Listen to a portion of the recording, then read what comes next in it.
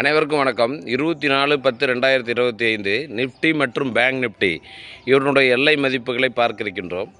நேற்று பார்த்திங்கன்னா நிஃப்டி கிட்டத்தட்ட 200 பாயிண்ட் சரிவு. ஏன்னால் ப்ராஃபிட் புக்கிங் 26,180 பக்கத்தில் இருந்தது. பார்த்திங்கன்னா 25,900 பக்கத்தில் முடிச்சிருக்கிறாங்க. இன்றைக்கி எப்படி மார்க்கெட் இருக்குது அப்படின்னு கேட்டிங்கன்னா, இன்றைக்கி உலக சந்தைகள் எல்லாமே மேலே ப்ளஸில் தான் இருக்குது. அப்போ மார்க்கெட் மேலே செல்கின்ற பொழுது 26,051 வரலும் நிஃப்டி செல்ல வாய்ப்பு இருக்கிறது. கீழே பார்த்தீங்கன்னா கீழ் எல்லை 25,731. இந்த இரண்டு எல்லைகளுக்கு இடையே சந்தையானது உலவும்.